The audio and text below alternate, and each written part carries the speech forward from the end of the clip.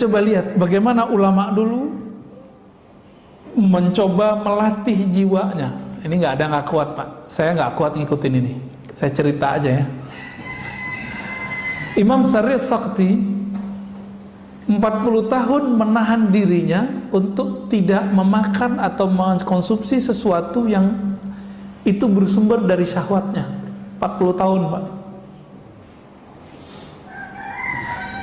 Percaya karomah nggak? Percaya? Kalau ada orang zikirnya sudah istiqomah, tiba-tiba sejadahnya naik, percaya nggak? Percaya? Oke. Baru saya bacain Pak isinya. Kalau nggak percuma kita berceritain. Ya. Waruya rajulun jalisan fil hawa. Diperlihatkan satu waktu ada seseorang yang soleh, ketika dia berzikir sajadahnya naik. Jadi cerita sajadah naik bukan cerita 1001 malam doang. Aladin itu emang ada Pak kejadiannya, cuma bukan pakai om jin. Ya. Faqila lahu bimanilta hadza. Wahai tuan yang soleh, dengan amalan apa engkau bisa mendapatkan derajat sehingga kalau zikir badanmu langsung naik? Apa jawaban beliau? Taraktul hawa fakhara lil hawa. Mirip ya, taraktul hawa. Aku tinggalkan keinginan hawa nafsu, hawa. Fasakhara lil hawa. Lalu Allah kemudian menundukkan hawa. Hawa itu udara. Bisa melambung kayak avatar. Avatar Eng ya. Tuh pada nonton ya. Sama aja sama bocah-bocah ya. Ya emang begitu kita Pak. Kita terhibur dengan melihat yang sebenarnya imajinasi itu ada. Ya. Dulu saya punya seorang guru. Guru saya ini tinggal di rumah mertuanya. Nggak kelihatan kerja. Mertuanya marah. Kesel sama dia. Kayak jadi beban. Padahal banyak orang yang menghantarkan rezeki ke sana. Ada yang berobat, ada yang minta doa, ada yang minta ngaji. Ini guru saya nggak pernah ninggalin sholat duha, tidak pernah ninggalin tahajud. Setiap hari sholat tasbih. Ada yang setiap hari Pak sholat tasbih? Bawa tasbih aja enggak. Zikir pagi sore aja boro-boro. Ini tiap hari deh. Saya pernah ngikutin beliau waktu masih umur 12-13 tahun, sholat semalam 100 rakaat Pak, saya pernah ngikutin 100 rakaat. Untung ayatnya kuliah kulhu Pak, kalau enggak gempor juga kita ya. Di saat mertuanya bersuuzon, biasa orang kalau sudah umur agak tua kan kalau malam-malam bangun, jam 2 dia bangun mau buang air kecil. Rumahnya rumah panggung, mau turun. Karena tempat zikir itu nggak ada bisa di kamar, dia zikir di belakang ruang tamu. Masuk ruang tamu belakangnya. Ketika dibuka pintu oleh si mertua, dia lihat noleh kiri kanan, kaget. Pas ngeliat ke kanan, itu sajadah udah nyundul ke atas kepalanya. Jadi kepala orang yang duduk di atas sajadah, pas dilihat siapa? Dikirain hantu Pak. Ternyata mantunya. Mau pingsan. Semenjak saat itu dia nggak berani lagi menyindir, ya, ngata-ngatain. Di kampung saya itu kata-kata sindiran itu betul-betul dahsyat, ya. Dunia kata-kata di sana tuh. Orang pinter ngomong di situ, ya. Sampai dosen kita di salah satu kampus di Jakarta, saya tanya, Prof, kok nggak pulang kampung? Oh nggak kuat, nggak tahan sama kritik orang kampung katanya. Udah biasa di sini dicium tangan, ya kan, orang Jawa, orang Betawi, orang Sunda kan, jangankan guru ngaji, guru kimia aja dicium tangannya, ya kan? Tiba-tiba ada ustadz bilang cium tangan sama dengan menyembah guru, nisfus sujud. Dia nggak ngerti budaya, dia coba akal-akalin budaya orang dengan pemahaman yang dangkal. Nah, ini yang kemudian jadi panutan orang hari ini. Nauzubillah min dzalik. Jadi ini kejadian Pak. Kejadian ada sejadah naik. Tinggal dia jalanin aja tuh sejadah sebenarnya. Ya.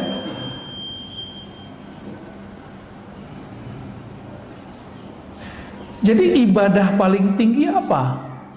Bukan banyak sholat, Pak. Apa ibadah paling tinggi? Zikir enggak juga. Ibadah paling tinggi melawan hawa nafsu. Itu ibadah paling tinggi. Kalau sudah sanggup sampai ke sana, maka ruhnya kemudian merdeka. Jadi bagaimana cara memerdekakan ruh? Lawan hawa nafsu kita. Itu ibadah badan, ibadah jiwa. Tapi ada ibadah lain, yaitu ibadah ruh. Kalau ruh, ibadah tertingginya apa? Bermakrifat kepada Allah, mengenal Allah Subhanahu wa ta'ala. Itulah sebabnya kenapa orang ngaji satu bab ilmu itu lebih afdol daripada sholat 1000 rakaat. Karena bisa jadi yang sholat 1000 rakaat tidak mengenal Allah, sedangkan yang ngaji cuma satu bab membuat dia mengenal Allah. Ini nanti syuruk nih. Antum yang belum paham juga pasti sholat syuruk duluan, gak mau dengerin ngaji, tinggalin aja. Nanti coba kita lihat aja, Pak. Udah jelas ini lebih afdol dari 1000 rakaat, masih kejar 2 rakaat syuruk. Katanya Ustadz, itu haji dan umrah sempurna. Lah itu kan hadis nggak sahih. Yang sahih kan ini. Itu hadis paling tinggi cuma hasan li ghairihi. Nggak sampai Pak sahih.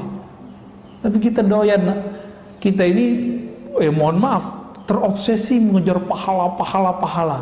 Lupa bahwa pahala tertinggi itu ada di ruh. Ruh kita, karakternya cuma satu aja. Dia suka mencari ilmu. Bapak kalau nggak ada ruhnya bercahaya ini nggak akan berani duduk lama di masjid. Pasti takut corona. Ya gak? Tapi karena ruhnya itu kuat, kita dibentengi Allah, Pak, tenang aja. Allah bentengi. Orang kalau nggak takut corona, apa yang terjadi? Karena hobi dengan nafsnya, rame Pak mall. Malam tadi, saya kan belum sempat tidur kecuali di mobil nih tadi, karena ada yang nganter pulang. Tahu-tahu udah nyampe aja di rumah. Jam 3:30 ya. Jam 2:30 kita jalan dari Jakarta Timur dekat Bekasi, nyampe di rumah 3:30. Ya, itu aja tidur aja tadi tuh 1 jam ya, 1 jam kurang malah.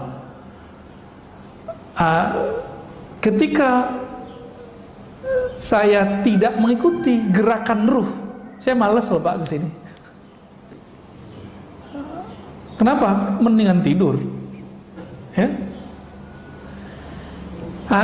Saat kita jalan malam-malam itu, orang masih ramai Pak di luar. Gak ada orang takut corona hari ini. Orang takut karena tidak keluar, dia tidak bahagia. Jadi kehendak nafs aja bisa mengalahkan takut corona. Masa kehendak ruh kalah? Tapi ya buktinya begitulah ya. Cuma ya masjid kita jangan penuh-penuh amat, ntar jadi ramai juga Pak. Udah begini-gini aja udah. Ya segitu-gitu udah cukup lah, alhamdulillah. Apa kata Imam Ibrahim Al-Khawas? Man taraka syahwatan falam yajid samarata tarkiha fi qalbihi fahuwa kadhib.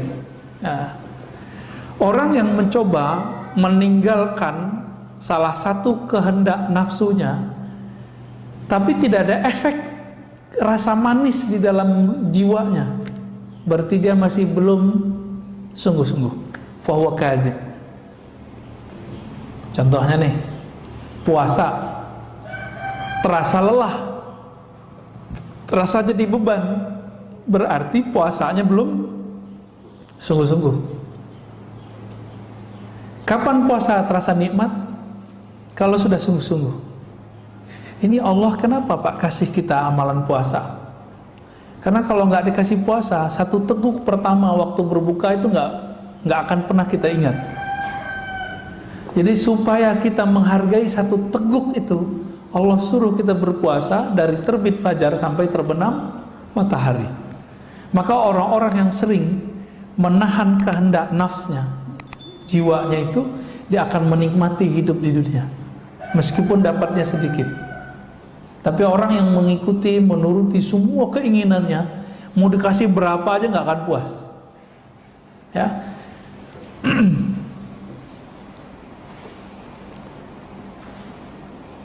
Maka beliau mengatakan, ya, khalif nafsaka fi hawaha, maka berselisihlah dengan jiwamu sebagaimana dulu, ya, para nabi menyelisihi jiwanya. Jika tidak, maka seperti moyang kita, Nabi Adam itu tertarik mencicipi buah larangan itu kan karena Hawa, bukan Siti Hawa, ya. Hawa hak besar. Jadi nggak usah disalahkan Hawa. Itu memang Nabi Adamnya penasaran gitu. Tapi itu semua skenario, ya. Skenario kenapa? Sebelum itu terjadi, Allah sudah ngomong, Allah sudah sounding kepada malaikat. Hai para malaikat, aku hendak menjadikan khalifah di muka bumi. Lalu dibuatlah skenario perseteruan antara setan, iblis dengan Nabi Adam. Jadi kita nggak perlu menyalahkan Nabi Adam seperti yang terjadi dalam agama-agama lain, ya.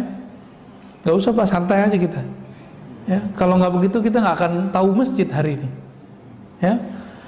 Kalau nggak begitu kita nggak tahu apa nikmatnya tahajud. Nikmat nggak tahajud? Nikmat. Nah, kalau yang udah ngerasain nikmat tahajud berarti udah berhasil meninggalkan nikmatnya tidur, syahwatnya tidur. Kurangi syahwatnya tidur, rasakan nikmatnya tahajud.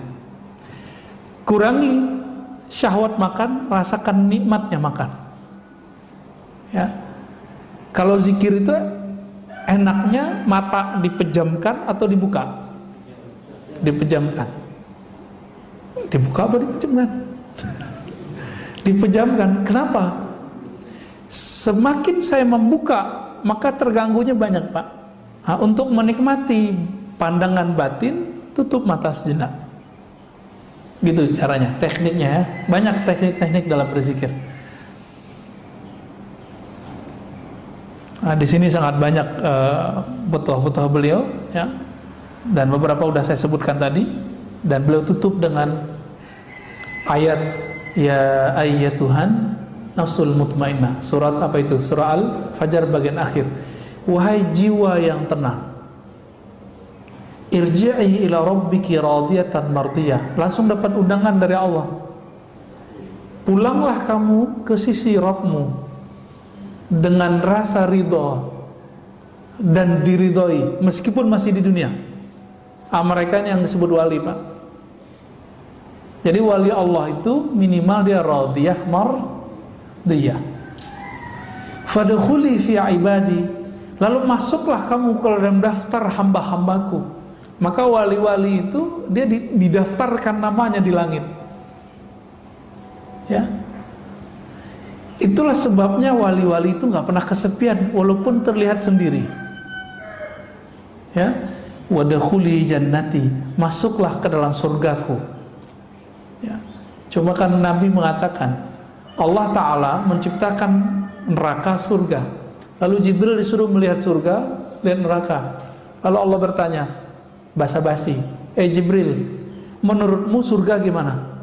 Apa kata Jibril? Hadis ini sahih, ada di riwayat Imam Nasai. Ya Rabb, seandainya orang tahu apa isi surga, maka tidak ada yang akan lari darinya, pasti mengejar surga. Ditanya lagi, kalau neraka gimana? Maka pergi dia ngeliat neraka, balik. Ya Rabb, seandainya orang tahu isi neraka, maka tidak akan ada yang berani mendekatinya. Lalu Allah ciptakan pada surga dikelilingi dengan hal-hal yang tidak disukai oleh jiwa kita, nafsu kita, disebut makarih. Wa huffatil jannatu bil makarih. Maka surga Allah balut dengan hal-hal yang tidak disukai oleh hawa nafsu.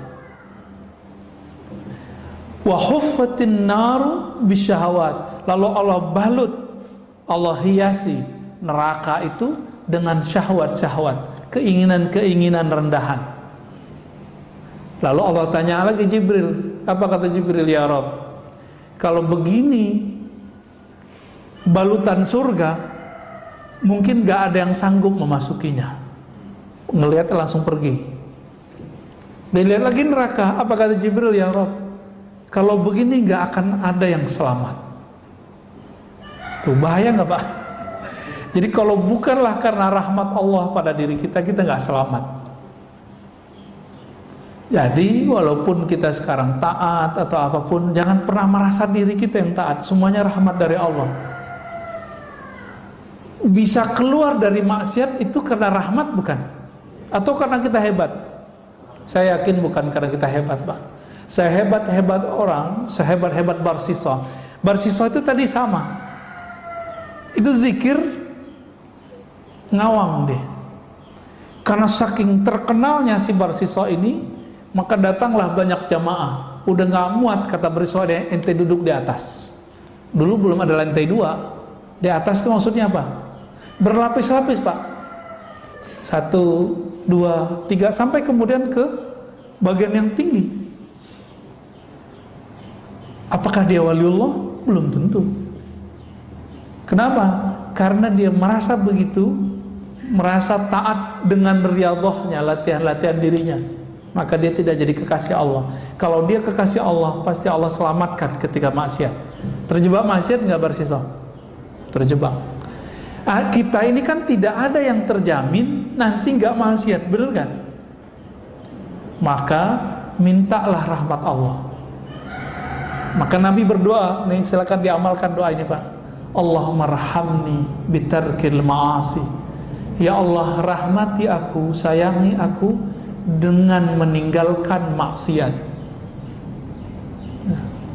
Setiap hari sekali aja baca doa ini. Allahumma irhamni bitarkil ma'asi. Kalau bukan karena rahmat Allah, kita nggak sanggup meninggalkan maksiat. Berarti bisa taat karena rahmat Allah juga. Inilah hakikat kalam Nabi. Tidaklah masuk surga seorang kamu kecuali dengan rahmat Allah. Ya. Alhamdulillah Rabbil Alamin. Kira-kira itu Bapak Surmakan Allah kajian kita. Ada yang mau didiskusikan?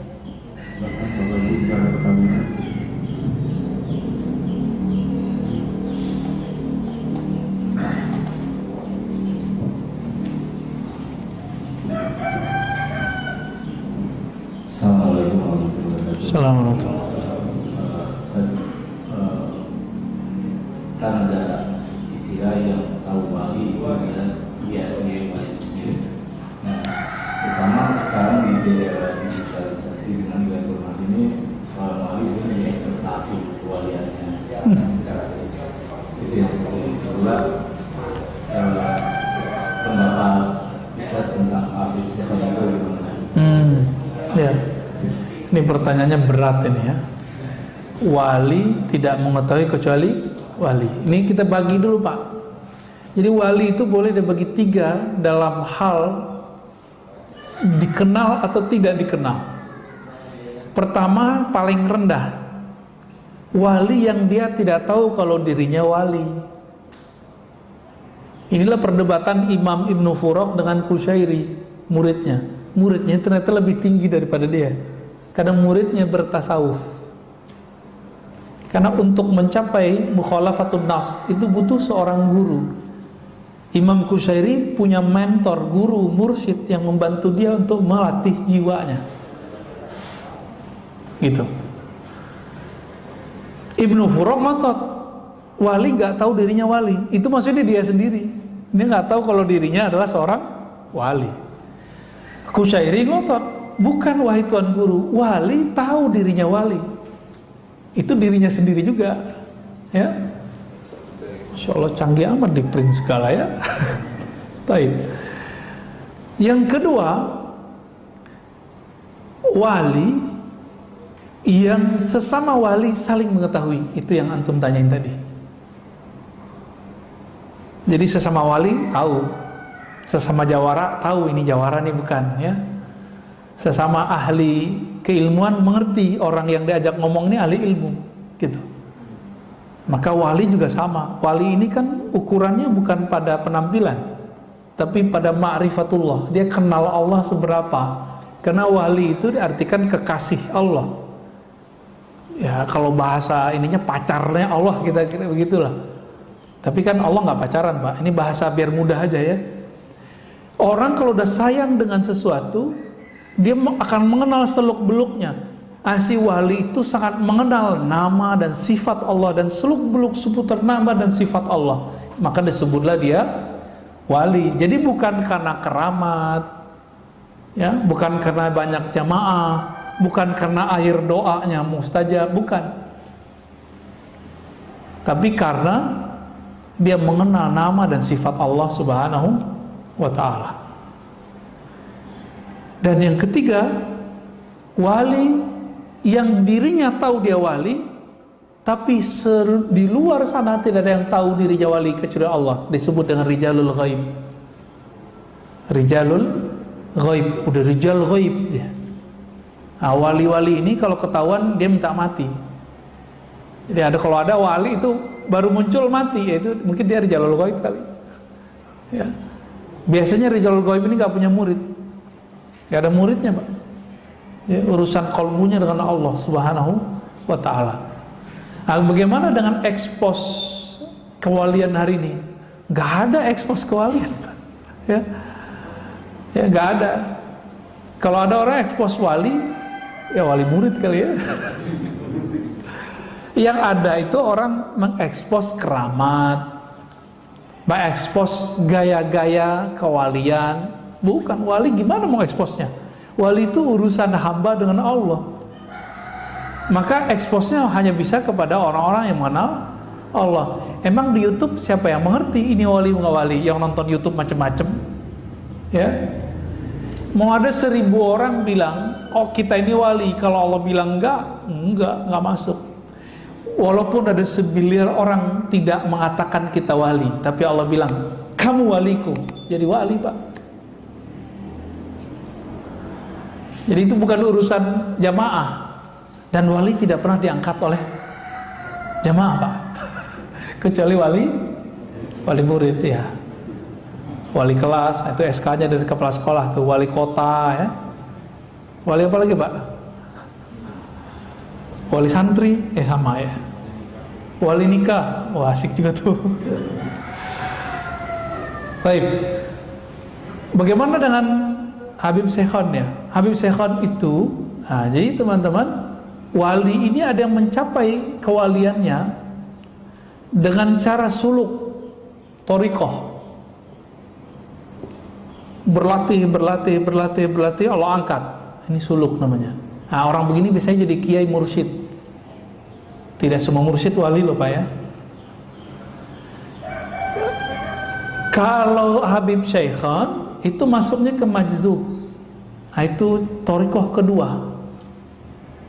Jadi diangkat jadi wali karena Allah yang mengambilnya. Jadi dia ditarik, maka disebut majzub. Nyampe di Jawa majdub. Ya, yang benar majzub, ya, pakai za. Ditarik oleh Allah. Nah, orang-orang majzub ini setiap saat Allah memandang kalbunya dengan cinta. Dan orang ini kalau sudah begitu, maka muncullah kegirangan di kalbunya. Di saat itulah terjadi keanehan-keanehan. Tergantung nanti karakter nafsiyahnya gimana dulu. Barangkali Habib Syekhon maksudnya. Jadi jangan antum bilang beliau Habib gila, jangan. Itu buruk adab tuh. Yang bilang dia gila, saya khawatir ntar keturunannya ada yang gila. Karena menyakiti seorang wali. Hati-hati ya. Itu Habib Syekhon. Sama dengan Habib Ja'far Allahyarham, sudah meninggal, Al-Kaf ya. Benar, Al-Kaf ya. Itu sama, masuk ke sana tuh. Dikasih panggung lagi sama teman-teman kita santri ya. Itu nggak jelas tuh, Fatihah, itu aja nggak jelas. Tapi bagi dia tuh jelas, bagi kita nggak jelas. Kalau datang sadar biasanya dia ngomong kayak orang biasa. Nah, ini namanya ahwal. Jadi ahwalnya kalau datang, ahwal itu artinya kondisi-kondisi rohani yang dia tidak bisa nahan. Kalau Wan Sehon apa yang terjadi pada beliau? Nyoret-nyoret, Pak. Yang biasa dicoret mobil tuh, orang-orang yang cinta sama mobilnya dicoret-coret mobilnya sama dia. Ya kan? Ada yang dicoret bajunya. Berarti orang ini suka atribut. Jadi ada organisasi tertentu datang ke beliau, sowan, dicoret Pak simbol-simbolnya, karena beliau tahu berhala di dalam kolbu orang ini adalah simbol-simbol itu. Ada yang memberhalakan tadi apa? Mobil, ada yang rumah. Rumah aja Pak dicoret-coret sama dia. Nah itu kalau Habib Syekhon lagi datang ahwalnya.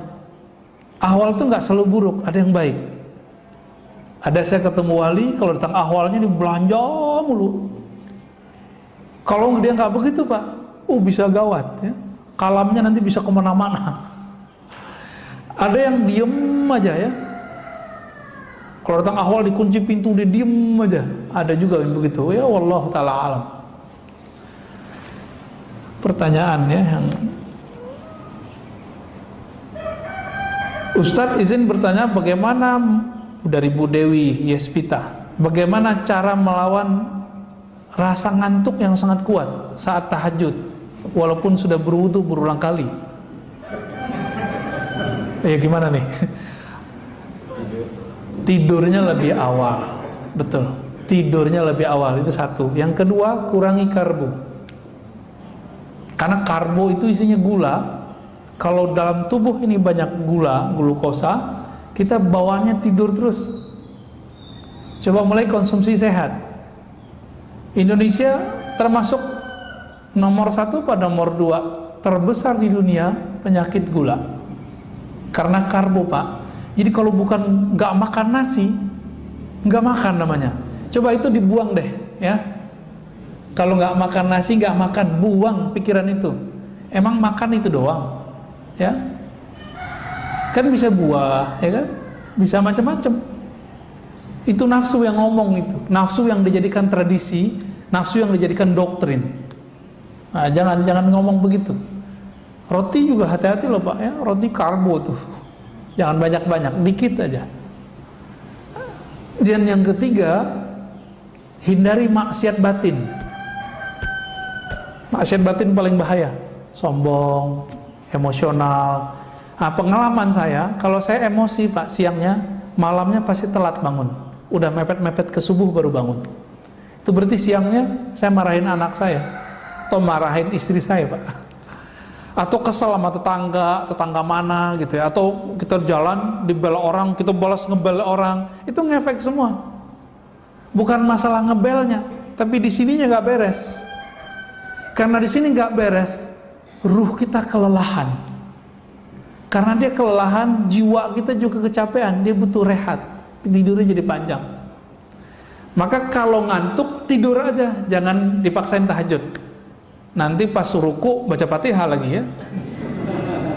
Jadi cukup, jadi kalau yang begini nih, Bu Dewi Yespita dan mungkin teman-teman sebagian, sholat witir dulu sebelum tidur. Sampai nanti sudah jadi habit, baru nanti dipindahin ke akhir malam jadi tahajud. Ya, agama kita nggak saklek kok, fleksibel. Khawatir nih nggak bisa witir sebelum tidur, udah habis isya setelah sholat sunat langsung witir, boleh. Salah satu guru saya namanya Syekh Ahmad Darwis, ahli hadis, habis isya dia langsung witir. Tapi isyanya lama Pak. Dia isya itu baca Quran 2 juz, 3 juz, kadang 5 juz. Langsung pada keok semua ya. Jadi saya nungguin gitu. Udah 3 juz, nggak selesai beliau. Ya, kalau kita juz alpukat udah 1 juz tuh. Juz apa lagi? Juz mangga gitu ya. Apakah boleh sholat memejamkan mata karena rasanya bisa lebih khusyuk? Memejamkan mata tidak diatur dalam hadis Nabi, tidak juga dalam Al-Quran, tapi masuk ke ranah fikih.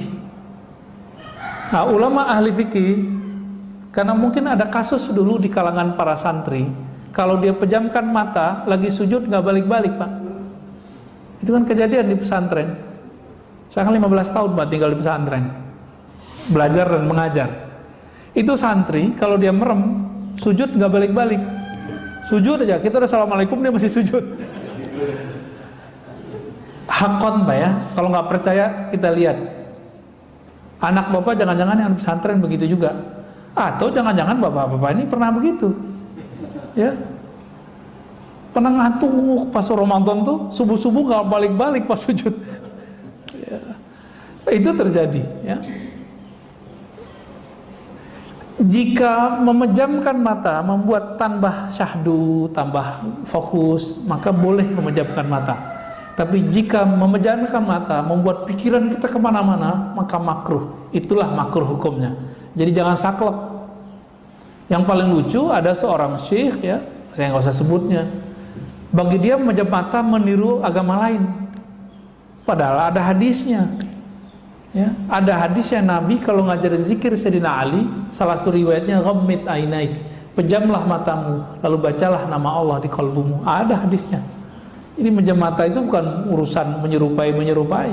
Kita tahu hadis apa enggak, ya. Jadi boleh dengan syarat itu, makruh dengan syarat yang tadi, ya.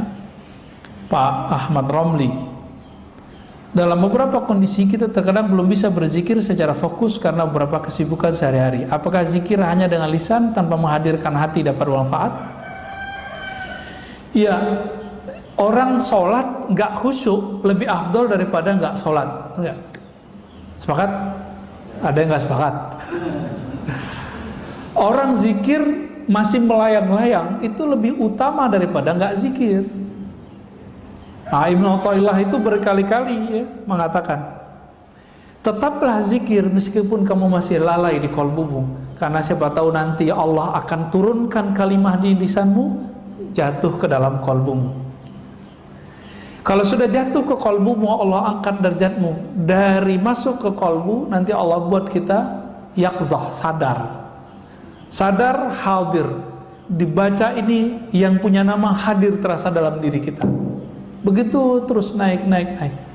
Itu beliau ingatkan. Bagi Allah semuanya mudah, ya. Bagi kita yang susah, karena kita mikirin pakai ini. Jalan aja Pak zikir. Cuma mesti berguru, ya. Kalau nggak berguru, saya nggak jamin bener Pak. Takutnya setan nanti yang membimbing. Kita baca Fatihah aja ada gurunya. Baca Iqra ada gurunya nggak? Tilawati, qiraati. Nanti tamyiz ini terjemahan sama ustadz kita nanti ada gurunya. Masa untuk urusan alam rohani gak ada gurunya? Sombong amat. Ini yang paling lucu, paling repot. Udah kiai, udah profesor di kampus, kiai di pesantren, nggak mau punya mursyid. Bagi dia cukup saya baca kitab. Sombong ente, ya. Imam Ghazali selevel Imam Ghazali itu masih butuh mursyid Pak. Siapa nama mursyidnya? Abu Ali Al-Farmadi, untuk mengajarkan beliau cara berzikir kepada Allah. Padahal teknik zikir dia udah tahu semua. Cuma teknik ini dia nggak tahu porsinya gimana, bagaimana cara penerapannya. Ketika ketemu Imam Abu Ali Al-Farmadi baru dia tahu caranya. 10 tahun dia berlatih dengan Imam Abu Ali Al-Farmadi. Selevel Ghazali loh. Siapa hari ini profesor yang sehebat Ghazali? Ya. Kata orang kan saya dokter nih. Karena didaulat di kampus jadi doktor, diresmikan. Tapi sampai sekarang secuil kuku Ghazali pun saya belum Pak. Potong nih rambut Ghazali belum sampai saya pada ke makom itu. Saking mulianya ilmu Imam Ghazali itu, ya. Tapi hari ini orang banyak su'ul adab kepada beliau. Cuma karena Imam Ghazali itu menukil beberapa hadis yang dhaif dan tidak sahih dalam Ihya, itu Imam Ghazali dikecengin. Ya, berani Pak, anak-anak muda baru tamat S1, baru gelar LC, SAG, sarjana alam gaib, ya. LC langsung ceramah, MA, doktor mending. Itu berani hari ini ngata-ngatain seorang Imam Ghazali. Dia nggak ngaca dia cuma ngikutin kata seorang fulan yang meneliti kitab Ghazali, dia kemudian ikut mengata-ngatai Imam Ghazali. Dia sendiri nggak meneliti kok. Saya 2006 masih S1 itu meneliti kitab Imam Ghazali itu. Ternyata nggak seperti yang diceritakan orang. Pas dia teliti, nggak nyampe 100 hadis palsunya, nggak nyampe 50 bahkan, ada sumbernya semua. Cuma si pengarang-pengarang setelah beliau nggak ketemu riwayat itu, ketemulah 300 hadis tidak ada sumber. Pengarang Imam Iraqi, Imam Subki, tapi belakangan kan enggak. Ya. Jadi tetap zikir lisan meskipun tidak hadir hatinya. Coba cari guru, nanti bimbing antum insya Allah. Terakhir, apakah masuk surga, masuk neraka itu takdir mubram? Mubram itu takdir yang tidak bisa dirubah. Enggak. Masuk surga, masuk neraka itu takdir mu'allaq, masih digantung oleh Allah, kehendak Allah. Tapi ingat, Allah punya hak yang unlimited, namanya jaiz. Kita kalau belajar sifat Allah, ada yang wajib, ada yang mustahil, ada satu lagi Pak, jaiz. Jaiz ini meliputi semua nama-nama dan sifat Allah. Jadi Allah tidak ada yang boleh mensetirnya. Allah itu bebas. Nah, maka dikatakan dalam hadis yang Ibnu Mas'ud, ada orang beramal seperti amal ahli surga, tapi telah ditetapkan di sisi Allah dia beramal dengan ahli neraka, mati masuk neraka. Ibnu Daqiq al-Id menemukan apa sebabnya, urusan kolbu. Jadi dia taat baru di zahirnya, belum taat sampai ke dalam kolbunya. Nah, kita meminta kepada Allah, semoga kita yang hadir pagi ini, yang mengikuti kajian ini, baik dekat ataupun jauh, termasuk orang-orang yang mampu mengendalikan hawa nafsu kita dan mendapatkan rahmat dari Allah. Pendosakah kita, taatkah kita? Semoga rahmat itu selalu bersamai. Amin ya rabbal alamin. Wa sallallahu ala nabi Muhammad, subhanakallahumma wa bihamdika, asyhadu an la ilaha illa anta, astaghfiruka wa atubu ilaik. Wa sallallahu ala nabiyyina Muhammad walhamdulillahi rabbil alamin.